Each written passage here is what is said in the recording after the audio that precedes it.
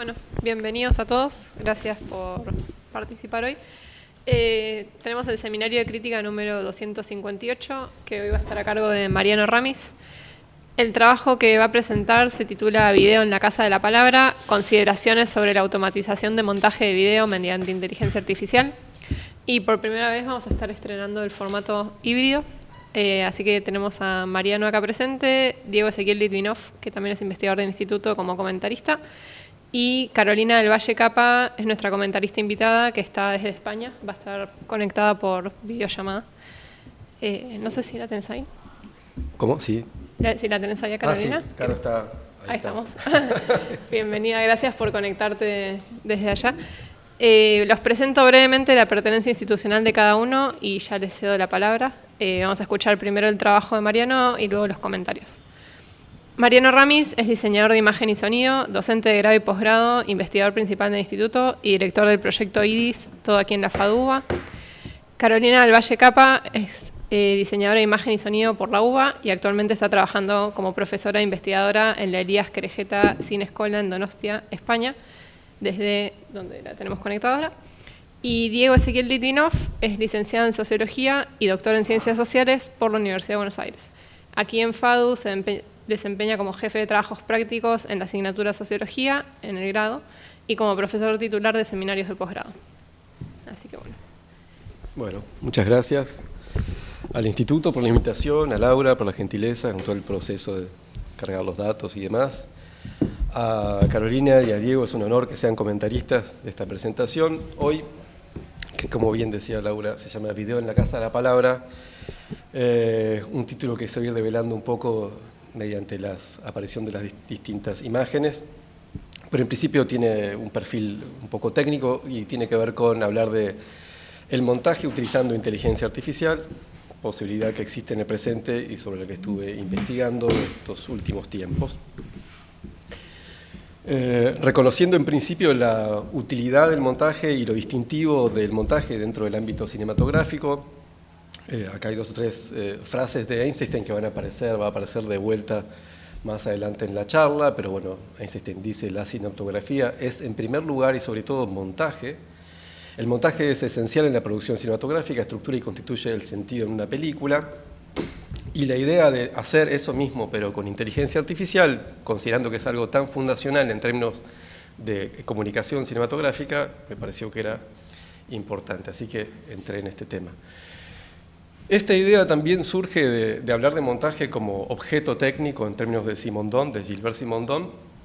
Tiene que ver con el proyecto de investigación que dirijo luego de que Carlos Trilnik, quien fuera docente de la carrera de Imagen y Sonido, director de la carrera y mentor de muchas de las personas que estamos estudiando y cursando ahí, y somos docentes ahí, generó esta inquietud por la genealogía de medios con el proyecto de investigación IDIS. Y ahí es que un poco se enmarca esta idea de tomar el montaje y hacerlo atravesar un poco el tiempo, su devenir en términos de objeto técnico y sus vínculos genealógicos con otras cuestiones técnicas y narrativas en torno al cine. Entonces eso es un poco lo que voy a hacer. Voy a tomar la idea de montaje, pero asociándola en términos históricos, en términos genealógicos y en términos técnicos. Un montaje que originalmente surge con la maquinaria cinematográfica, con la máquina del cine, y que hoy en día en el entorno de inteligencia artificial se informatiza. ¿Cómo funciona el montaje cuando está ligado a la informatización? Y el punto central de la cuestión es la edición neuronal, la técnica de edición neuronal. Así se conoce a la técnica de montaje de videos a partir de inteligencia artificial. Y el caso de estudio puntual es una aplicación que estuve utilizando en estos últimos tiempos. En realidad son 2 años más o menos de este proyecto, que se llama Flow. Y lo que me pareció útil para hablar un poco de la aplicación es tomar de referencia el texto publicitario con el que se presenta la aplicación, que dice esto: Flow es una cámara inteligente y una aplicación de creación de películas que edita automáticamente secuencias de video sin procesar y las convierte en películas cinematográficas cortas, utilizando aprendizaje profundo e inteligencia artificial. Flow combina el aprendizaje automático, la visión por computadora y el procesamiento del lenguaje natural para reunir los momentos interesantes de sus videos en una película cinematográfica corta. Entonces me pareció que estaba bien tomar las palabras medio claves de ese texto en el que se promociona la aplicación, y algunas de esas palabras quizás son crípticas para quien no viene del campo del estudio de la inteligencia artificial. ¿Qué es una cámara inteligente? ¿Qué es un video sin procesar? ¿Qué es una película cinematográfica corta? ¿Qué es el aprendizaje profundo, la inteligencia artificial, la visión por computadora, el lenguaje natural, etcétera? Así que eso es lo que vamos a ir viendo, tratando de entender que toda esa situación configura un algoritmo, ¿sí? Que es una palabra que se usa muy en día hoy, incluso cuando se promociona una aplicación para transporte dentro de la ciudad o una aplicación de citas o la manera en la que funciona Amazon o YouTube, se habla del algoritmo. Esto configura un algoritmo. Hay una serie de cosas que sabemos con respecto a esta maquinaria, pero están un poco ocultas para quien la utiliza. Entonces, hablar de qué es un algoritmo, ¿no? Un algoritmo es un conjunto de instrucciones, no es mucho más sofisticado que eso. Uno piensa que detrás de esa palabra hay algo hipercomplejo, pero en realidad un algoritmo es un conjunto de instrucciones. Y la cuestión de este algoritmo, o de muchos de los algoritmos que existen en la actualidad, que dominan las redes sociales y las aplicaciones que usamos para hacer diversas cosas en el mundo actual, se parece un poco a una caja negra en términos de Flusser, ¿sí? Sabemos que pasa algo ahí adentro, pero no sabemos cómo es que sucede eso que pasa ahí adentro. Como dice Flusser en su texto hacia una filosofía de la fotografía, el funcionario domina el aparato gracias al control de sus partes externas, el input y el output, y es dominado por él, por el aparato, gracias a la impenetrabilidad de su interior. ¿Sí? Flusser habla de la opacidad del interior de la caja negra, y justamente cuando habla de caja negra en términos de una cámara fotográfica, sucede esto mismo con el algoritmo. El algoritmo es una serie de instrucciones que tiene una entrada y una salida de datos. Así que la idea es abrir el algoritmo, describir qué sucede dentro de esa caja negra y enterarnos de si hay cosas interesantes que vale la pena conocer o no. Nuevamente basándonos como estrategia en el texto un poco y en esta charla hoy, en estos ítems particulares que aparecen en la manera en la que la aplicación se promociona. Entonces, comencemos por ¿qué es un video sin procesar? Un video sin procesar se considera un video que grabaste y dejaste en tu teléfono o que tenés en tu compu, que todavía no hiciste ninguna intervención sobre ese material. En la jerga del audiovisual se le llama crudo, eso, material crudo. Ese es el input de la cuestión. En el medio aparece el algoritmo que hace su magia, todavía no sabemos qué es puntualmente. Pero lo que sale de ahí es una película cinematográfica corta. ¿Qué hace que lo que salga sea una película cinematográfica corta, según esta aplicación? El hecho de que está montada, de que se generó una juxtaposición automática de ese material crudo que aparentemente configura un relato. Ese sería el output, ¿sí? Esto que ven ahí es un video editado por esta aplicación. En la actualidad hay varias otras de estas aplicaciones. Yo utilicé esta porque tuve la oportunidad de probarlas varias veces con videos propios y sé más o menos cómo funciona. Bien. Siguiendo entonces con el derrotero este de las palabras extraídas del texto publicitario. ¿Qué es una cámara inteligente y qué es la visión por computadora que promete utiliza este algoritmo? Ya pensando en el centro, ¿sí? Lo que sucede entre el input y el output. Bueno, utilicé una fotografía de la sala esta misma de reuniones para tomar de referencia. El hecho de que sea una cámara inteligente quiere decir que la cámara, cuando es utilizada a través de la aplicación, es en algún punto consciente de los elementos que están siendo capturados. Sabe discriminarlos de alguna manera. Eso es parte también de lo que hace la visión por computadora. Acá utilicé una aplicación que hace esto mismo, que es Vision AI de Google, y lo que coloqué fue una fotografía de esta sala. Y cuando hice la fotografía de esta sala, surgieron una serie de palabras de elementos que están ahí dentro. Eso es lo primero que sabemos que hace la aplicación. Dice que hay humanos acá, que hay elementos de la mesa, que hay sillas, que hay interacción y que es una sala de conferencias con una mesa. Eso es lo que sabe la cámara inteligente y la visión por computadora. ¿Cómo lo sabe? Porque tiene una red neuronal convolucional, que es una red, es parte de lo que hace que esto tenga inteligencia artificial, es una red que es entrenada para ser capaz de reconocer estos elementos. Este proceso es un proceso de etiquetado y existe en un montón de aplicaciones en el presente. Cuando uno envía una foto, esa foto ha sido etiquetada, no solamente va el texto, sino la información o la metainformación que acompaña la foto en forma de texto.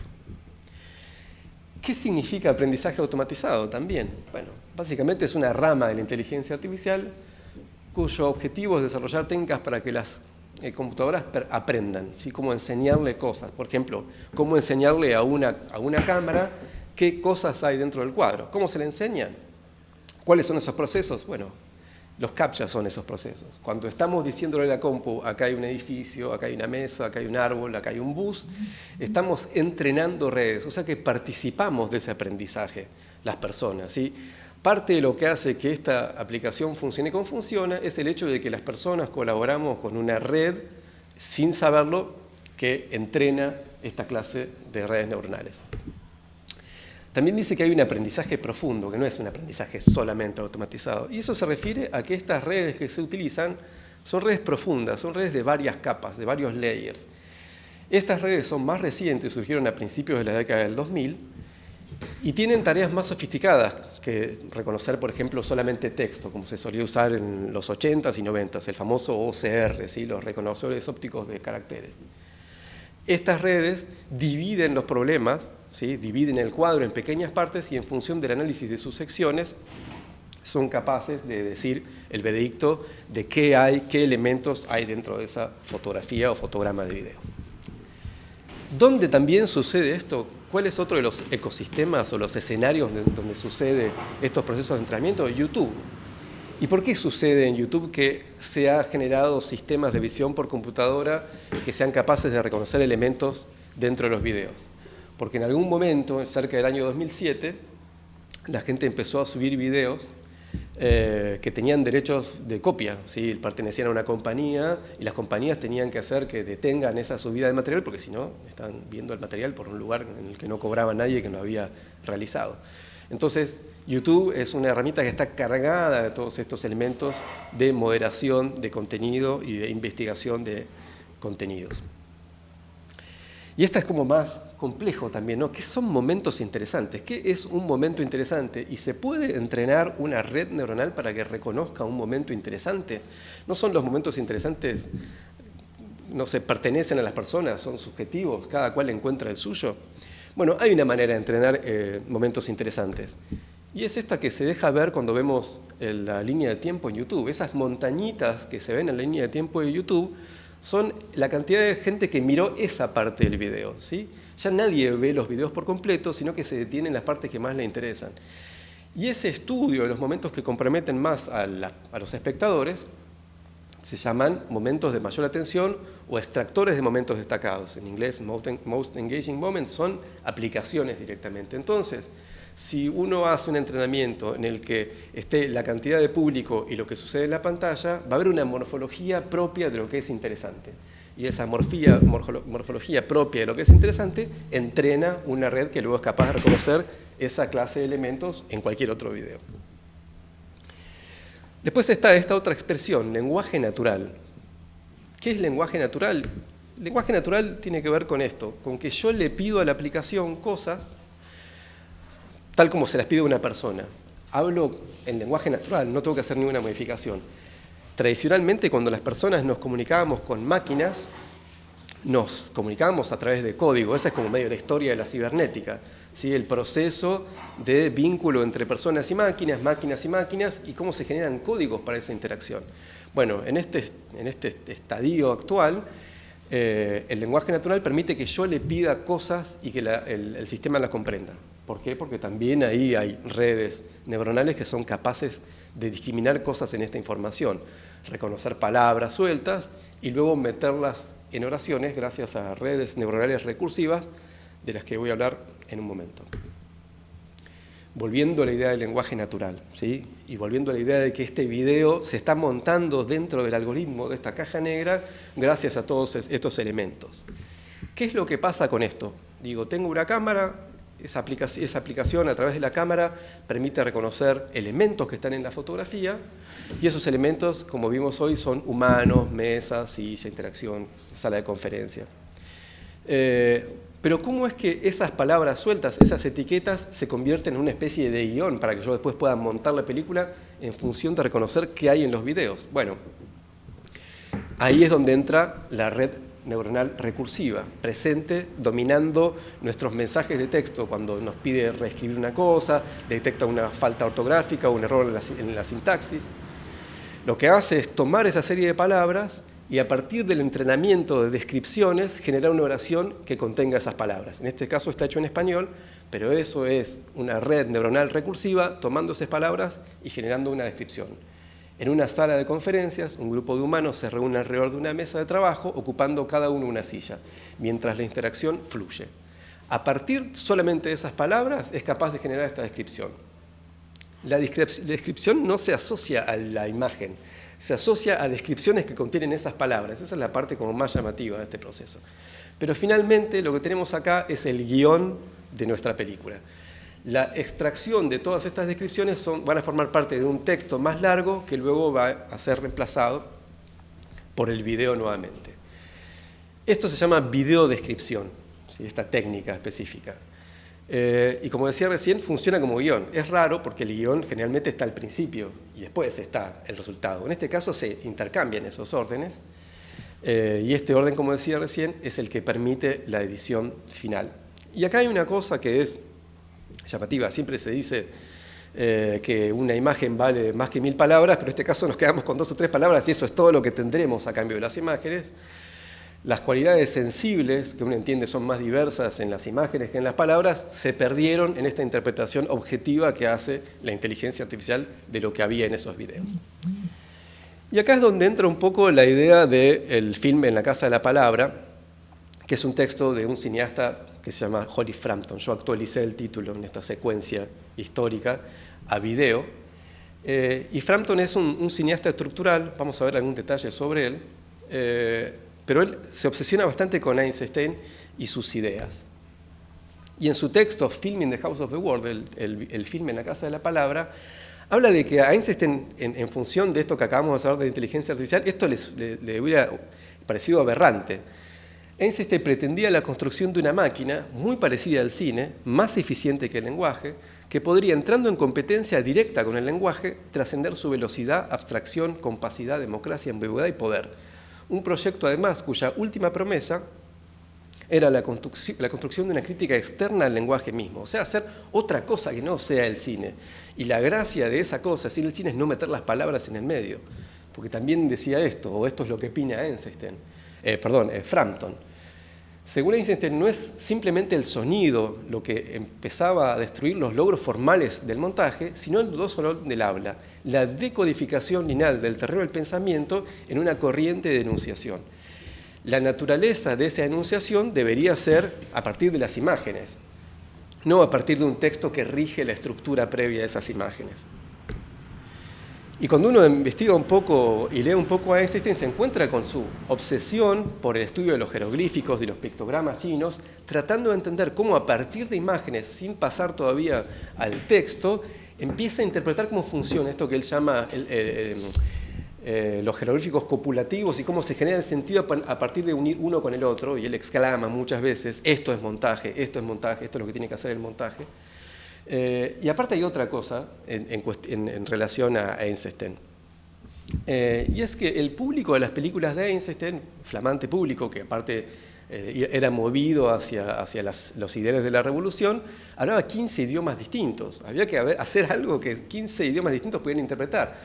Y de esos 15 idiomas distintos, el 60% de las personas eran analfabetas, o sea que tenías que encontrar una manera para llegar mediante las imágenes. Y eso era su objetivo. ¿Por qué a Frampton le interesa todo esto? Frampton era poeta originalmente, entonces este vínculo, poeta devenido cineasta, en una época en la que era relativamente accesible llegar a comprarse una cámara de 16 milímetros, esto es lo que empieza a hacer él, ¿sí? También un ámbito donde se empiezan a cruzar un poco las disciplinas artísticas, la pintura, la poesía, el cine. Y él hace esta película que justamente es una crítica sobre esta relación entre las secuencias de palabras, la organización de las secuencias de palabras y la organización de las secuencias de imágenes. Esta película se llama Zorn's Lemma. Y la película está basada en una proposición matemática que configura una serie de instrucciones específicas, como suele suceder mucho con el cine estructural de los 60. O sea que esta película prácticamente es un algoritmo, ¿sí? Y trata de generar esta tensión entre las palabras registradas como imágenes, ¿sí? Las palabras medio se mueven un poco dentro del cuadro, y la idea es generar la tensión entre el deseo de construir una oración a partir de las palabras que se van uniendo una detrás de la otra, o generar algo a partir de las imágenes. Como dice Frampton, las palabras juegan a ser imágenes. Esto es el tema en el que he estado trabajando últimamente. Es, como suele suceder, una especie de resultado de lo que es Proyecto IDIS, que siempre está como en la frontera viendo qué entra y qué no entra dentro de la disciplina del diseño de imagen y sonido. Y una de las cosas de las que hemos hablado bastante es la inteligencia artificial, ¿no? Como empezamos a hablar de inteligencia artificial en la carrera o no. Y me pareció apropiado abrir un poco esa caja misteriosa que puede ser un algoritmo, cuando es una palabra que se menciona tanto, ver qué sucede adentro y generar distintos tipos de uniones, algunas históricas, otras tecnológicas, y eso es lo que mencioné recién. Así que muchas gracias.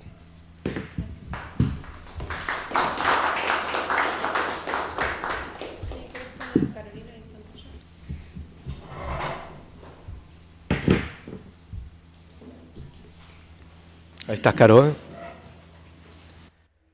Sí, bueno, ¿te escucha bien? ¿Va? Bueno, nada, muchas gracias en principio por hacer, Laura decía, una excepción ahora, primera vez híbrida. Nada, me gustaría más que estar ahí, pero bueno, gracias por hacer este esfuerzo y permitirme participar a la distancia. A mí me cuesta mucho hacer ahora un comentario después de la ponencia de Mariano, sobre todo en realidad porque Mariano es una persona que conozco hace muchísimo tiempo y con la que he aprendido también a su lado y de la que me he contaminado con sus conocimientos, pero he intentado hacer como por lo menos sacar algunos conceptos que me parecía que eran interesantes para abrir la charla ahí entre ustedes y entre todas. En principio hay dos conceptos que a mí me parecen como centrales en el texto de Mariano y en la ponencia también en la charla que acaba de dar. En primer lugar, esta idea de abrir la caja negra, ¿no? Un concepto que Mariano acaba de relacionar con Husserl, lo relacionó también con Bruno Latour en relación a la filosofía de las ciencias. Latour hablaba de caja negrizar, ¿no? O encerrar en una caja negra como proceso que refiere en el cual se vuelve completamente opaca la producción de los factores y de los artefactos. El modo en el que el trabajo científico técnico aparece solo visible como consecuencia, dice Latour, de su propio éxito. Es decir, que cuando una máquina funciona eficazmente, cuando tiene éxito, es suficiente con observar únicamente los datos de entrada y los de salida, el resultado, sin necesidad de observar, de fijarse en la complejidad interna del aparato. Paradójicamente, dice Latour, y también lo retoma Mariano al principio del texto, cuando dice cuanto más se agrandan y difunden los sectores de la tecnología que alcanzan este éxito, tanto más opacos y oscuros los procedimientos de estos aparatos. Latour llama descajanegrizar y Mariano llama realizar una descripción tecnológicamente accesible a este proceso de develación de esta opacidad. Un proceso en donde se habilita y se pone a disposición la comprensión del artefacto tecnológico para conocer sus capacidades y sus limitaciones, y para hacerlo con ello parte de nuestro propio accionar de diseño y de crítica de reflexión. Ante una descajanegrización, todas nosotras somos potenciales creadores de tecnología y nos invita a desplazarnos del lugar pasivo de meras usuarias. Hay que decir también que esta descajanegrización no es solamente una voluntad metodológica, sino también tiene mucho que ver con la voluntad docente, que en este caso Mariano ha demostrado recién en la charla y lo viene demostrando en esta casa de estudio de hace muchos años, que es esa solidaridad y compromiso con el conocimiento abierto. En segundo lugar, Mariano, el otro concepto que me interesa, del que también habló él ahora, es sobre esta cuestión de la continuidad, ¿no? Entre una tecnología del presente, como son las redes neuronales, la automatización de comportamientos, en este caso sobre el montaje de las imágenes. Las preguntas que otras personas se han hecho también sobre cuestiones semejantes en el pasado, como es el caso de Eisenstein y Frampton. Creo yo que esta acción de continuidad entre presente y pasado nos invita también a acceder, a comprender algo que usualmente nos cuesta observar, y que es la vinculación entre nuestras ideas y comportamientos del presente con las de un pasado que muchas veces parece remoto y ajeno a nosotras.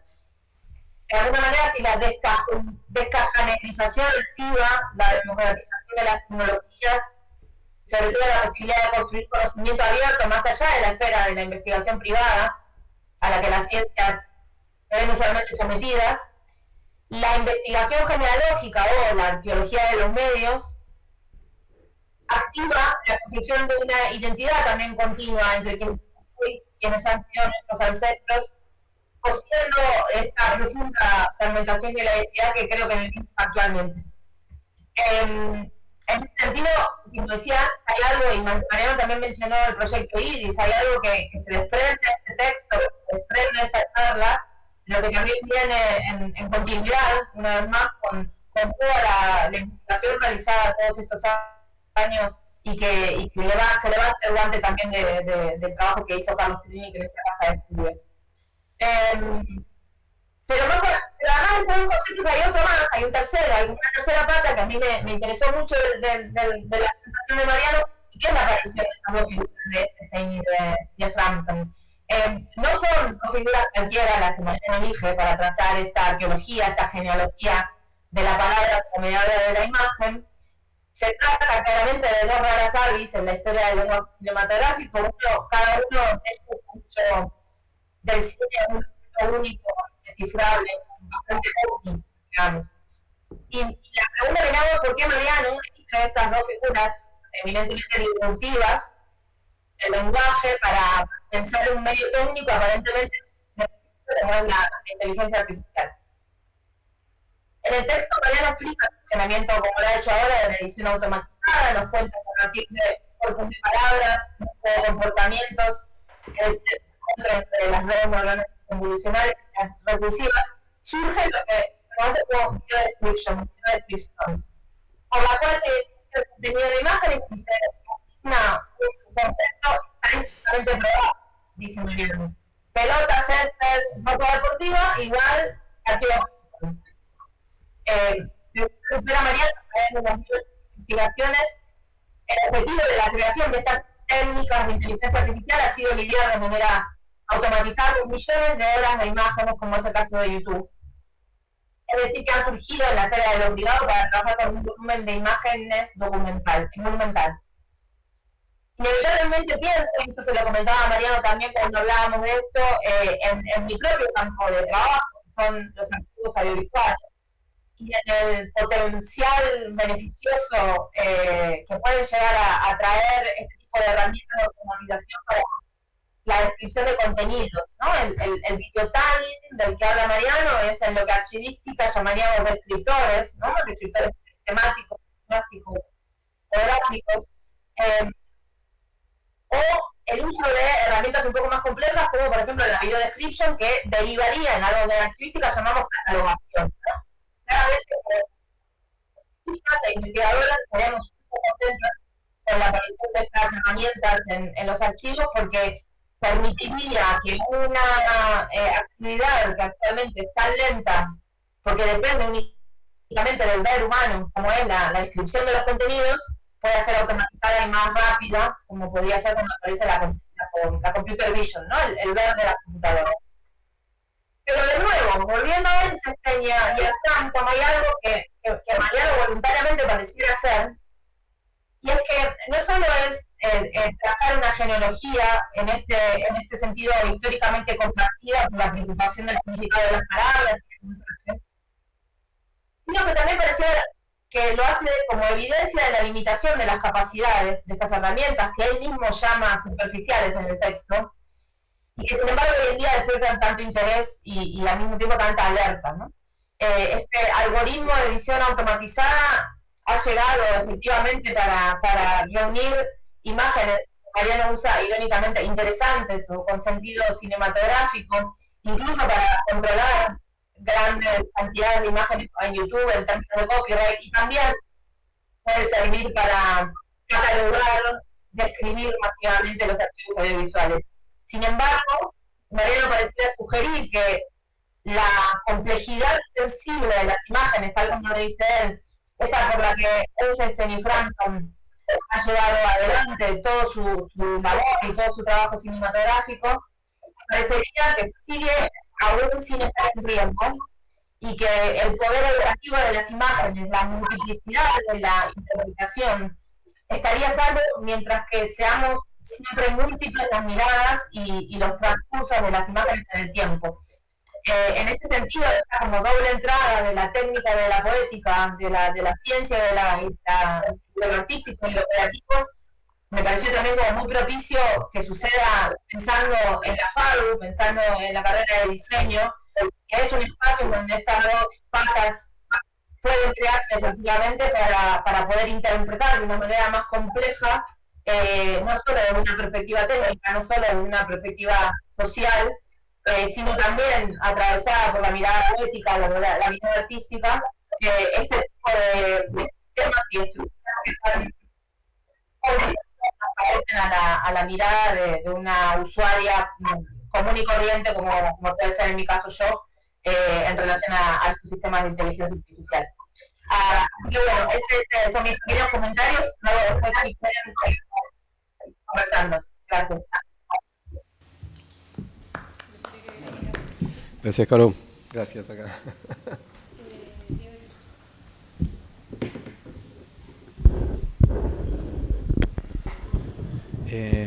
Bueno, ¿qué tal? Muchas gracias por la invitación. Me interesaría, bueno, abordar este trabajo, este escrito, siguiendo un poco la lógica del tema que plantea, que es la lógica del montaje. Así en qué medida puede pensarse el texto también como un montaje a partir del cual se generan ciertos sentidos que dan lugar a la posibilidad de un abordaje crítico de la inteligencia artificial, ¿sí? En ese sentido hay una serie de planos al interior de los cuales se generan tensiones, y esos planos se van articulando de manera heterogénea, ¿no? Son planos heterogéneos cuya relación, cuyo choque permite la aparición de sentidos no establecidos de manera previa, y que dan lugar a la plasmación de una totalidad, ¿no?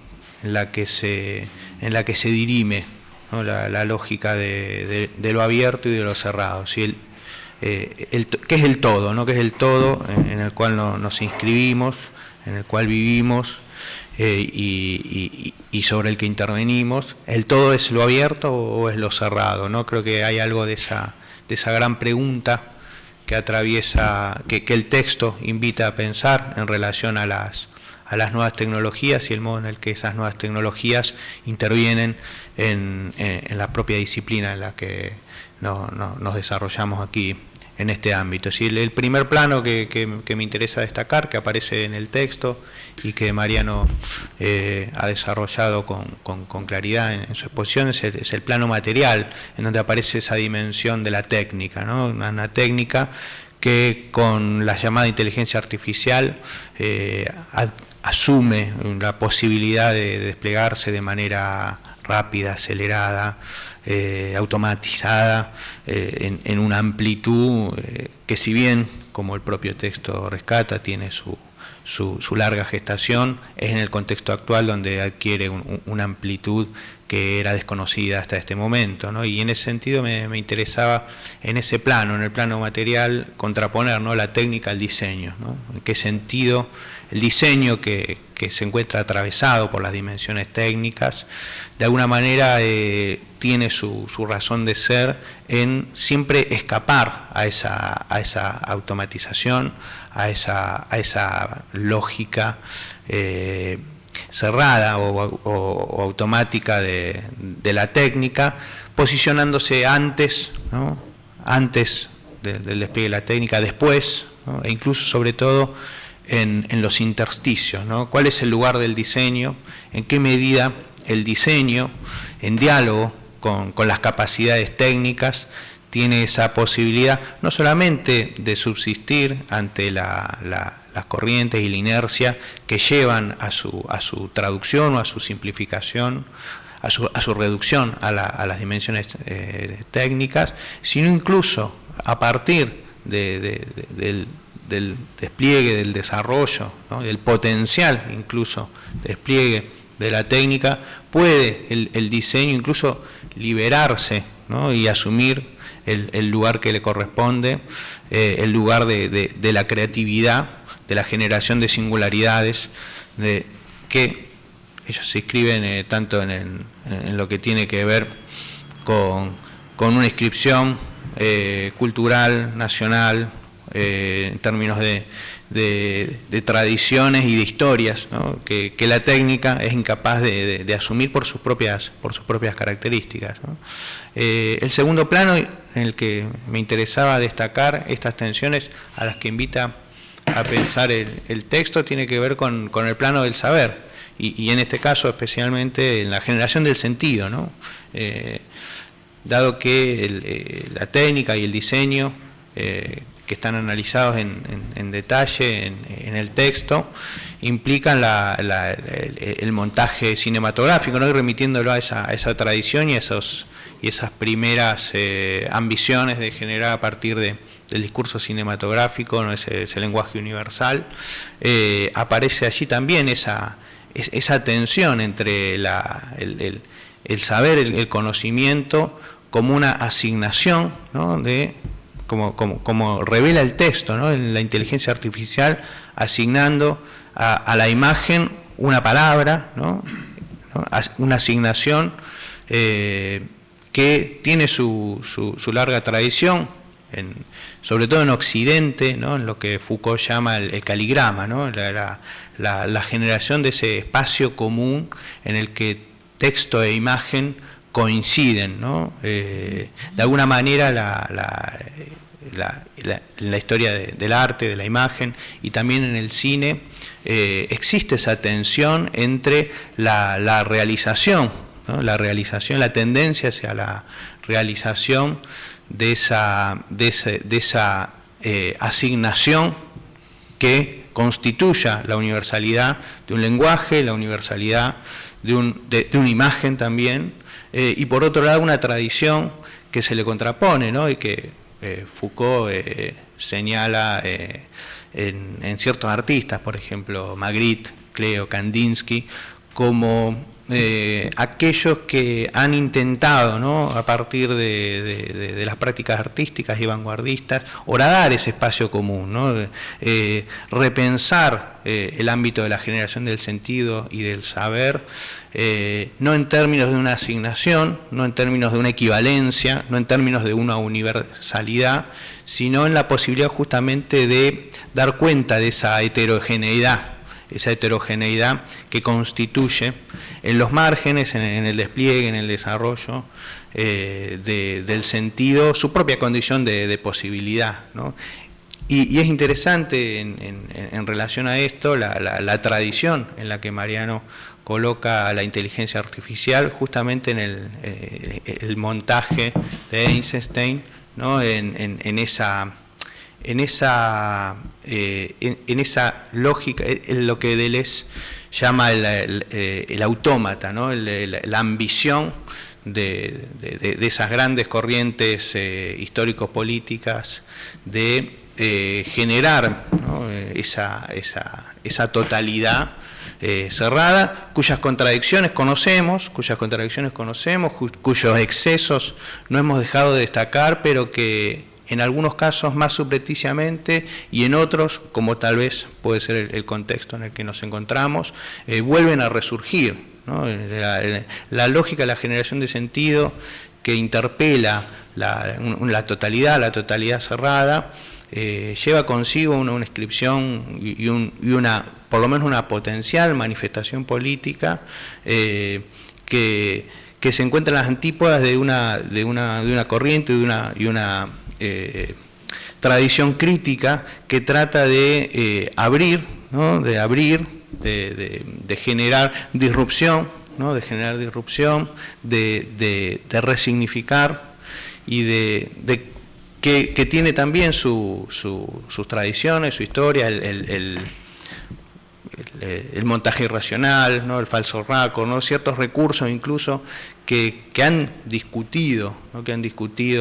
o han repensado los modos de generación de sentido ante las manifestaciones de las contradicciones políticas y sociales que se inscribían en las tradiciones más cerradas y universalistas, y que el texto invita también a recuperar como un modo de intervención también, ¿no? Y esto nos lleva al tercer plano que yo quería destacar, que también aparece allí en el texto, incluso en este caso tal vez más subrepticiamente, a partir de algunos términos que Mariano incorpora, ¿no? y que son desafiantes en este sentido, o irónicos, ¿no? Y también me lo pregunto, ¿es efectivamente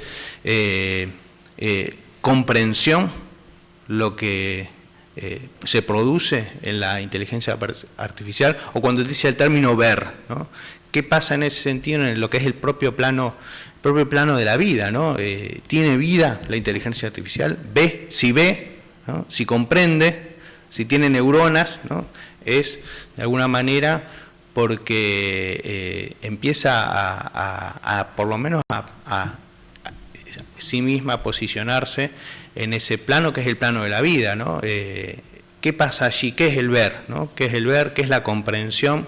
¿En qué medida el despliegue, ¿no? de esta como de todas las tecnologías abren ese dilema que se da en los distintos planos, ¿no? En la relación entre esos planos, pero sobre todo en esa gran tensión, ¿no? que la tradición crítica supo definir con claridad, que es el dilema de si ante el avance, ante el supuesto despliegue o desarrollo de las tecnologías, tanto en el plano de la técnica, pero también en su influencia en los planos culturales, económicos y políticos,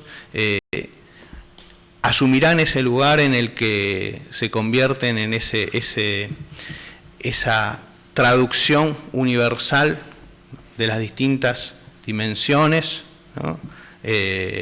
Reduciendo el diseño a la técnica, reduciendo el saber a la asignación, a la equivalencia, y reduciendo la vida a la repetición, ¿no? O justamente por su capacidad, y esto es lo que propone el texto en el cierre, por su propia capacidad pueden ser incorporadas en el propio ámbito de la formación, en este caso el diseño, imagen y sonido, como la posibilidad de... perdón, acabo de la repetición y me escucho mi propia repetición. Justamente, ¿no? La repetición es lo que anula la posibilidad de construcción significativa que se establece a partir de las palabras y un pensamiento que no se agota en sus términos, sino que se construye justamente en los intersticios.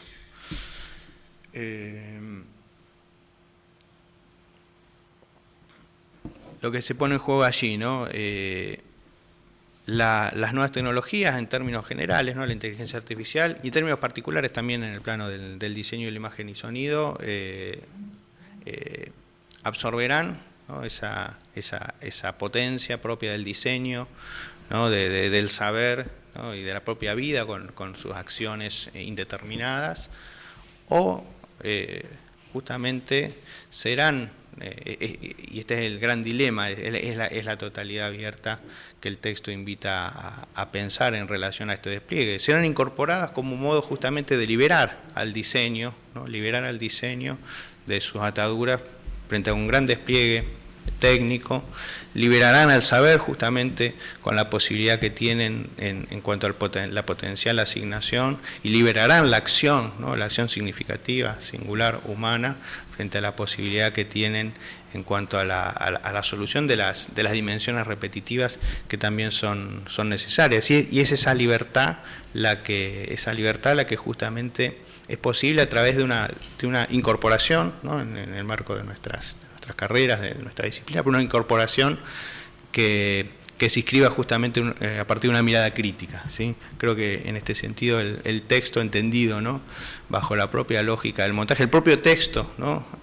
además de enunciarlo, de destacarlo, sobre todo en sus reflexiones finales en torno a la relevancia que tiene para una incorporación crítica de estas tecnologías en el marco de la carrera. Crítico ante el despliegue de la tecnología. Mi primer comentario es, perdón por llegar tarde, tengo varios comentarios y preguntas, así que bueno, gracias por las palabras abiertas. Una cuestión que me quedó resonando y que me gustaría recuperar de lo que comentó Carolina es la fertilidad del pensamiento de Latour y en general de las sociologías pragmatistas para abordar este tipo de fenómenos. La inteligencia artificial, las redes, los videos, etc. Y en especial, la imagen que vos elegiste para taguear, por ejemplo, del tagueo, creo que es una metáfora casi inmejorable del modo en que Latour piensa la unidad social como una interacción entre actores humanos y no humanos, y ahí el tagueo lo pone justamente en situación de igualdad, ¿no? Hay humanos, mesas e interacciones, ¿no? No sé si fue intencional o si fue casualidad o si muchas veces pasa esto. Y me interesa comentar no solamente el gran paraguas de Latour, sino lo que trabaja Hernán Thomas aquí en Argentina respecto de esta herencia sociológica en lo que él llama los abordajes sociotécnicos, ¿no? y el modo en que el analista va hacia lo sociotécnico. Y justamente Thomas va a hacer hincapié en el guión, porque es socio-guión técnico, ¿no? En el guión. No en lo socio, no solo en lo técnico, sino en las interacciones, en ese guión, en las relaciones que se plantean entre lo socio y lo técnico. Y a partir de conocer tu trabajo y también, tal vez ya lo hemos hablado, pero cada vez me resuena más lo fértil que se presentan estas miradas para leer, o como Thomas dice, para analizar. No habla del investigador, habla del analista, ¿no? En el sentido del observador como del analista. Si se me permite una cosita más, me disparan muchas ideas, pero voy a sintetizarlo en algo más. Es esto me parece muy interesante la recuperación de Frampton y de Eisenstein por Frampton, ¿no? Como para pensar estos fenómenos, y sobre todo en el núcleo de esto que estás analizando, que es el lugar o la posición del lenguaje.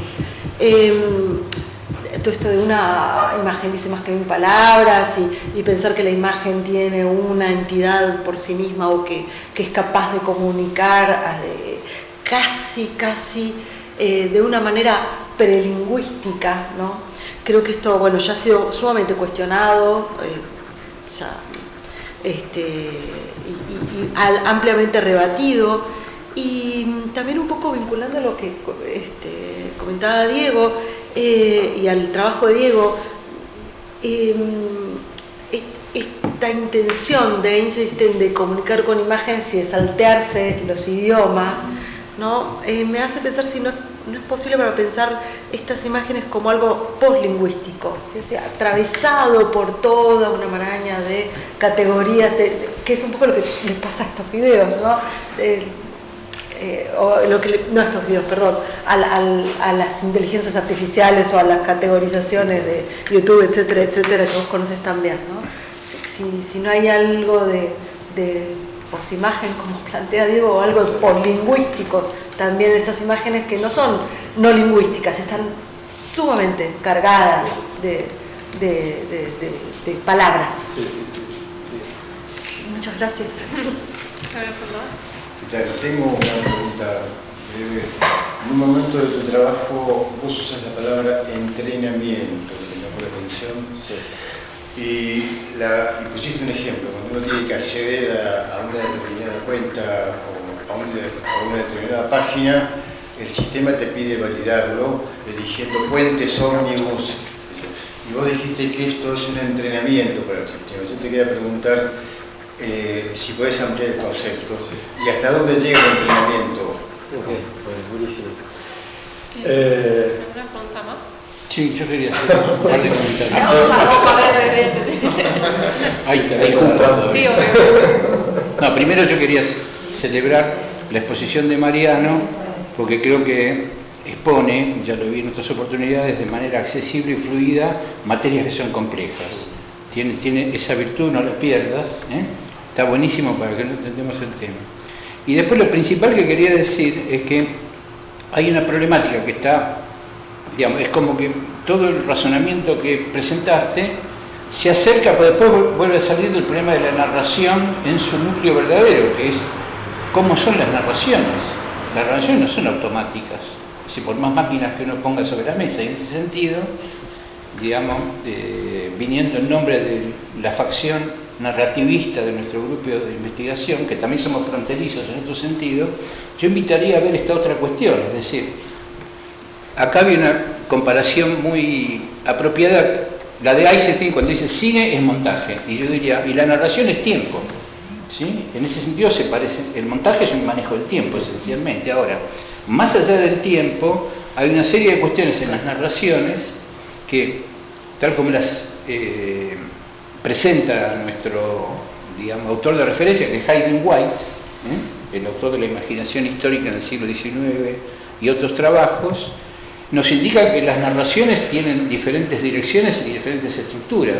No hay máquina que pueda resolver ese problema, porque detrás de la narración hay esencialmente un problema ideológico, que a veces se traduce en un cierto protocolo retórico, metáforas, metonimias, etcétera, y un cierto género, por ejemplo, tragedia, comedia, ironía, etcétera. Entonces, me parece que todo eso tiene que estar puesto en juego acá para entender mejor toda esta discusión, ¿no? Pues las narraciones no son automáticas ni inertes, por así decirlo, ¿eh? Y ahí no me parece que sean las máquinas las que resuelvan ese problema, ni que lo están resolviendo en este momento. En ese sentido, digo, además, y hablando de metáforas, me parece que el concepto de red neuronal es un concepto peligroso, porque es una metáfora.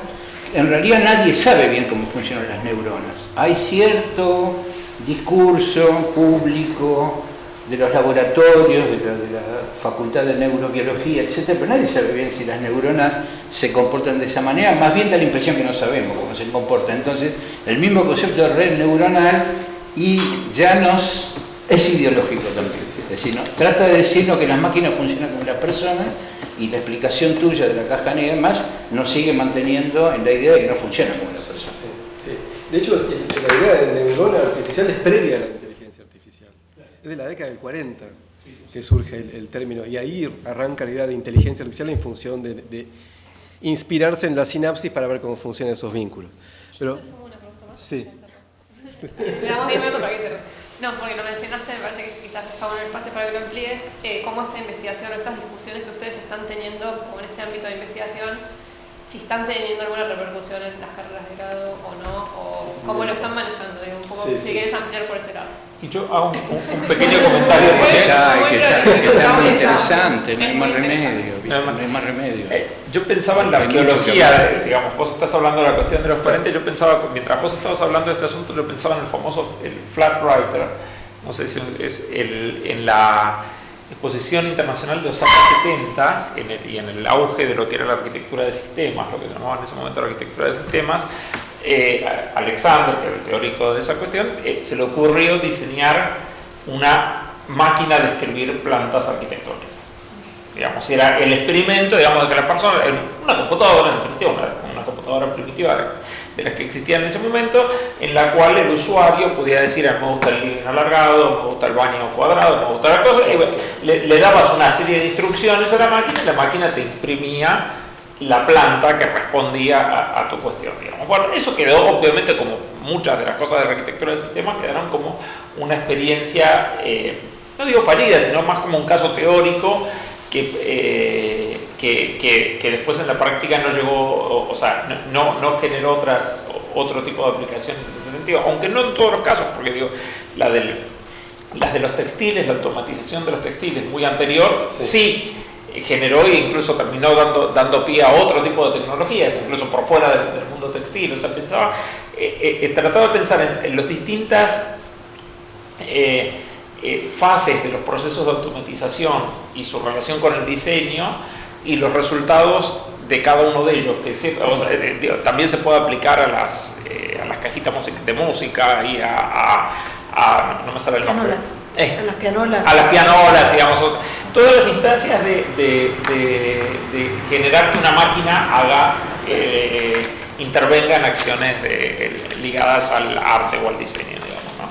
Y los resultados de cada una de ellas, que fueron muy diversos, quiero decir, porque algunas abrieron un montón de puertas y otras quedaron como curiosidad. Claro, como curiosidad. Sí, o queda algo, por ejemplo, la idea del CAD, que básicamente es Computer Aided Design. Estás usando una computadora que de alguna manera está acotando las posibilidades absolutas que puedes tener sin usar la pantalla y ese software.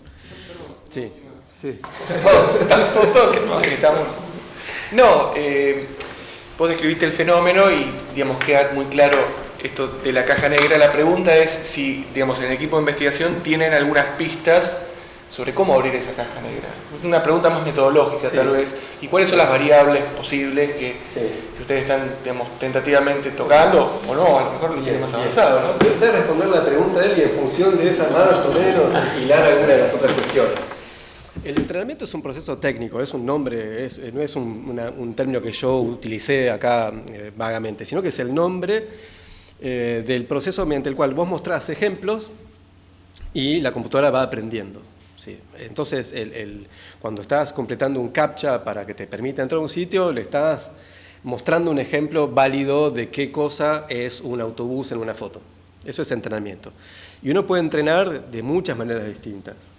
Hay una cuestión social ahí, en esto, el componente tecnosocial. Me llevo un montón de textos que voy a tener que sumar a mi investigación, gracias por todo eso. Pero el entrenamiento sucede casi gratuitamente para las compañías, porque todo el tiempo estamos cargando fotografías. Y cuando lo hacemos, de hecho, particularmente, y por eso es que también le pedí a Diego que comente, después de haber visto su presentación, esta situación que genera estos nuevos tipos de imágenes, estos renders, ¿sí?, de que yo pongo un texto y aparece la representación, son sistemas de entrenamiento de descripciones. Eso es básicamente lo que sucede. No sé si han visto cómo funciona, ¿no? Pero uno escribe un texto y aparece la representación visual de lo que acabas de escribir en texto. Pero siempre aparecen 4 opciones y vos elegís una. Ahí estás entrenando. La más cercana es la que acabas de elegir. Estás haciendo que el vínculo entre la sintaxis del texto y la sintaxis visual se vuelva cada vez más fina para interpretar y aprender a describir una cosa. Esa clase de herramienta tiene un costo computacional muy alto, porque tenés que entender morfologías muy diversas que pueden aparecer en las imágenes. Entonces se va estudiando cada vez más cómo describimos las cosas de las personas. Y la mayoría de las descripciones que surgen de cualquier tipo de video son entrenadas por descripciones, no por videos y descripciones, porque computacionalmente es mucho menos caro eso en términos de trabajo. Entonces, me veo como hilando esto otro. En clase, nada, abrimos muchísimo estas cosas, se habla mucho. Yo me acuerdo hace 6 años estar sentado en las materias de técnicas y decir, vamos a tener que empezar a hablar de inteligencia artificial, y como, ¿qué tiene que ver? ¿Qué tiene que ver? Siempre se entiende como cine y televisión lo que hacemos, y es audiovisual y es otras cosas, y estamos en una facultad que integra otros diseños, y la arquitectura hay que llevarlo a que sea más permeable a todo eso, y hoy en día es imposible no mencionar esas cosas, porque todas las herramientas que utilizamos de alguna manera tienen inteligencia artificial, aunque no lo sepamos, está ocurriendo, así que sí tiene directo uso en el taller. Y con respecto a las estrategias, bueno, en el caso de todo esto que conté hoy, tiene que ver con una beca que tuve el año pasado que me permitió tomar un montón de cursos y leer un montón de técnica, ¿sí? Yo como que me interesa mucho la parte técnica, creo que ahí hay un montón de respuestas, para después tomar decisiones críticas y hacer este vínculo con el diseño del que hablaba Diego, pero básicamente la estrategia para aprender esto es ir al pabellón 1, encontrarme con, por ejemplo, Pablo Negri, que es un doctor en percepción robótica, y empezar a hablar de qué clase de cosas podemos hacer juntos, y por otro lado, leer mucho paper, y encontrar, la dificultad está un poco ahí, mucho de los papers, todo se explica finalmente. El tema es encontrar el punto justo en el que la herramienta a la que estás hablando es la específica. Porque la visión por computadora sirve para generar una narración en un video, pero también sirve para controlar un geriátrico y mandar una señal de ayuda si pasa algo, y sin tener que pagarle a un empleado que revise todo el tiempo. Entonces, esa es la dificultad un poco. Yo, por eso también hablaba de Simondon al presente y del modo de existencia de los objetos técnicos. Porque parece que en la comprensión de la técnica hay un montón de cosas que si no, no quedan muy claras. Entonces, yo decidí meterme. Y con el proyecto de investigación decidimos meternos en lo profundo de la explicación técnica para tener conclusiones bien de raíz de esta clase de cosas y empezar a pensarlas desde ahí. Haciendo, obviamente, y es como esta descripción accesible también, ¿no? Llevar a hacer ese traslado de lo que comprendiste. Obviamente no hablé de cómo funciona un kernel convolucional y cómo barre la imagen para darse cuenta si hay algo o no hay algo ahí. Pero en ese nivel es el que trato de sacar las consideraciones para después explicarlo y que sea accesible. Así que más o menos ahí trato de cumplir con todas las cosas, agradeciendo muchísimo todos los comentarios, por supuesto. Muchas gracias y nos vemos.